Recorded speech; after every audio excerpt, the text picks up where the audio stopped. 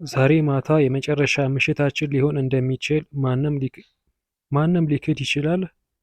ማንም አይችልም። ተዘጋጅተካል እና ዝግጁ ካልሆኑ ለምን አይሆንም?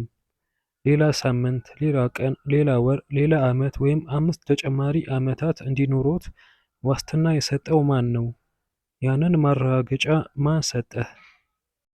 በዚች ዱንያ ጉዳይ በጣም ተጠምደናል።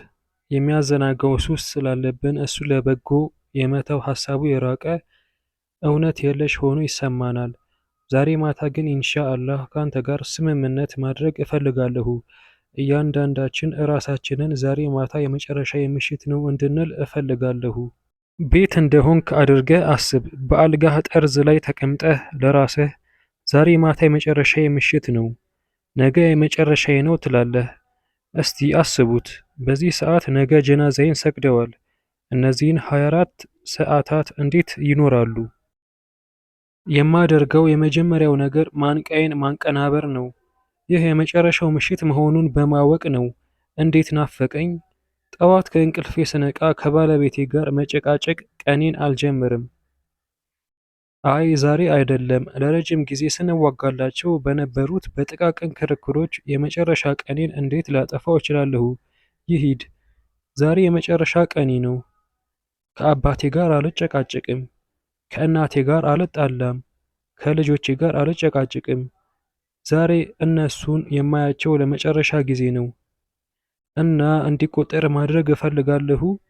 ቁልፌ እንዲሆኑ እፈልጋለሁ። የጀነት በእጄ። ይህንን አስቡበት። ነገ የሚወዷቸውን ሰዎች የምታዩበት የመጨረሻ ጊዜ ሊሆን ይችላል። በጥቃቅን ክርክሮች ወይም ብስጭት ታባክናለህ? አይ ዛሬ የመጨረሻ ቀንህ ነው።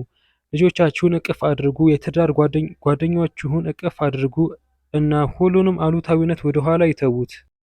ብዙ ጊዜ እናስባለን፣ አይ እኔ አይደለሁም፣ ልጄ አይደለም፣ እኔ ጤናማ ነኝ፣ ጠንካራ ነኝ፣ በቀን 5 ኪሎ ሜትር እሮጣለሁ፣ የትም አልሄድም። ግን እኛ ማንን እንደዚህ ያሉ ግምቶችን የምናደርገው? በእርግጥም ምን ዋስትናዎች አሉን? ሁላችንም ለፍጻሜው አንድ ትንፋሽ ብቻ ቀርተናል። ታዲያ ዛሬ በእውነት የመጨረሻ ቀንህ ቢሆን በሀብትህ ምን ታደርጋለህ? በራስ ወዳድነት ትይዘዋለህ ወይስ በበጎ አድራጎት ትሰጣለህ? ሰዎችን ሁልጊዜ አስታውሳለሁ። ልጆቻችሁ መስጊድ እንዲገነቡ ወይም ወላጅ አልባ ልጅ እንዲደግፉላችሁ አትጠብቁ። አሁን ራስዎ ያድርጉት። ሁላችንም ልጆቻችን በእኛ ምትክ መልካም ስራዎችን እንደሚሰሩ ተስፋ እናደርጋለን። ነገር ግን አትዘግዩ። ለሌሎች መልካም የማድረግ ደስታ ጊዜያዊ ነው እና ስትሄድ ቀጥሎ በሚሆነው ነገር ላይ መቆጣጠር አትችልም። ውርስህ እንዲጠፋ አትፍቀድ።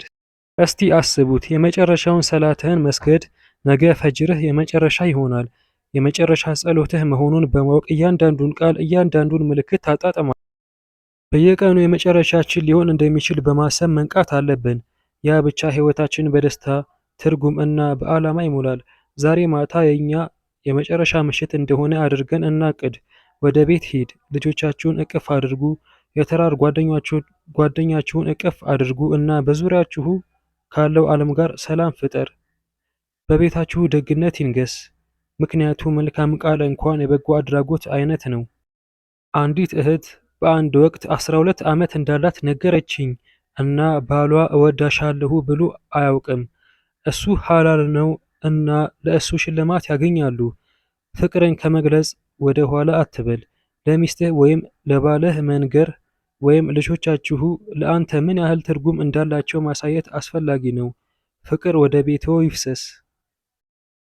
ዛሬ ማታ እናስታውስ፣ ዛሬ ማታ የመጨረሻው ምሽት ነው። ይህ አስተሳሰብ በምናደርገው ነገር ሁሉ ይምራን። አላህ የመጨረሻ ስራችን በላጭ ስራችን ያድርገን። የመጨረሻ ቃላችንም ላኢላሃ ኢለላህ ይሁን። አላህ ቤቶቻችንን በፍቅር እና በእዝነት ይሙላ። ልጆቻችንን ከጉዳት ይጠብቃቸው፣ ከማንኛውም መጥፎ ነገር ይጠብቃቸው። አሚን።